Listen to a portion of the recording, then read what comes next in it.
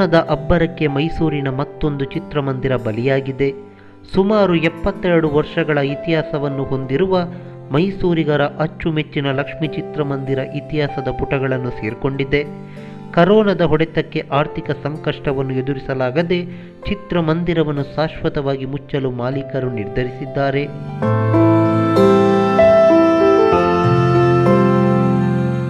ಮೈಸೂರಿನ ಮೊಟ್ಟಮೊದಲ ಚಿತ್ರಮಂದಿರ ಅನ್ನೋ ಖ್ಯಾತಿ ಹೊಂದಿರುವ ಲಕ್ಷ್ಮಿ 1949ರಂದು ಲೋಕಾರ್ಪಣೆಯಾಯಿತು. ಇಲ್ಲಿನ ಚಾಮರಾಜ ಜೋಡಿ ರಸ್ತೆಯಲ್ಲಿ ಮುಂಬೈ ಉದ್ಯಮಿಯೊಬ್ಬರು ಈ ಚಿತ್ರಮಂದಿರವನ್ನು ಸ್ಥಾಪಿಸಿದ್ರು. ಆ ಬಳಿಕ ಸ್ಥಳೀಯರಾದ ಶ್ರೀಕಂಠನ್ ಮತ್ತು ಕೆ ರಾಮರಾವ್ ಅವರು ಈ ಚಿತ್ರಮಂದಿರವನ್ನು ಖರೀದಿಸಿದ್ರು. ಪ್ರಸ್ತುತ ಶ್ರೀಕಂಠನ್ ಅವರ ಪುತ್ರ ಜಯಂತ್ ಸುಬ್ರಹ್ಮಣ್ಯ, ರಾಮರಾವ್ ಅವರ ಪುತ್ರ ಪ್ರಕಾಶ್ ಹಾಗೆ ಬೆಂಗಳೂರಿನ ಶಾರದಾ ಮೂವೀಸ್ನ ಮುನ್ಮೂಲ್ ಅವರು ಜಂಟಿಯಾಗಿ ಚಿತ್ರಮಂದಿರವನ್ನು ನಿರ್ವಹಿಸುತ್ತಿದ್ದಾರೆ.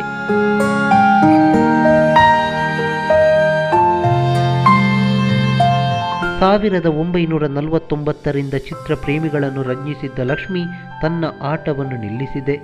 ಬಂಧನ, ಮಲೆಯ ಮಾರುತ, ಸೌಭಾಗ್ಯಲಕ್ಷ್ಮಿ, ಕರ್ಣ ಸೇರಿದಂತೆ ಅತಿ ಹೆಚ್ಚು ಡಾಕ್ಟರ್ ವಿಷ್ಣುವರ್ಧನ್ ಅವರ ಚಿತ್ರಗಳು ಇಲ್ಲಿ ತೆರೆ ಕಂಡಿದೆ.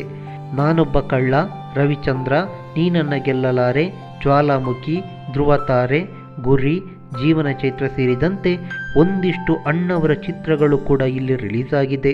ಉಳಿದಂತೆ ಪಲ್ಲವಿ ಅನುಪಲ್ಲವಿ, ಆನಂದ ಭೈರವಿ, ನಮ್ಮೂರ ಮಂದಾರ ಹೂವೆ, ಅಮೃತ ವರ್ಷಿಣಿ, ಇತ್ತೀಚೆಗೆ ಅಂಜನಿ ಪುತ್ರ, ನಟ ಸಾರ್ವಭೌಮ ಅಮರ್ ಸೇರಿದಂತೆ ಅದೆಷ್ಟೋ ಸಾಲು ಸಾಲು ಕನ್ನಡ ಚಿತ್ರಗಳ ಪ್ರದರ್ಶನಕ್ಕೆ ಲಕ್ಷ್ಮಿ ತನ್ನ ಪರದೆಯನ್ನು ನೀಡಿದೆ. ಇನ್ನು ಕೆಲವೊಮ್ಮೆ ತಮಿಳು, ತೆಲುಗು ಚಿತ್ರಗಳು ಕೂಡ ಇಲ್ಲಿ ಪ್ರದರ್ಶನ ಕಂಡಿದೆ.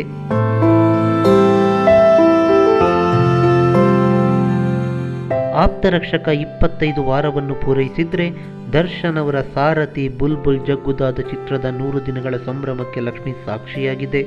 ಉಳಿದಂತೆ ಅದೆಷ್ಟೋ ಕನ್ನಡ ಚಿತ್ರಗಳು 50-100 ದಿನಗಳನ್ನು ಇಲ್ಲಿ ಪೂರೈಸಿದೆ.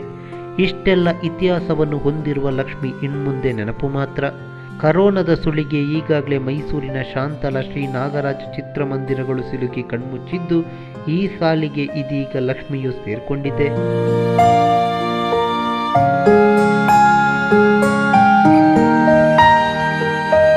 ಈ ಮಾಹಿತಿ ನಿಮಗೆ ಇಷ್ಟವಾಗಿದ್ದರೆ ಲೈಕ್ ಮಾಡಿ, ಶೇರ್ ಮಾಡಿ, ಹಾಗೆ ನಮ್ಮ ಕೋಸ್ಟಲ್ ಕನ್ನಡ ಯೂಟ್ಯೂಬ್ ಚಾನಲ್ಗೆ ಸಬ್ಸ್ಕ್ರೈಬ್ ಮಾಡಿ.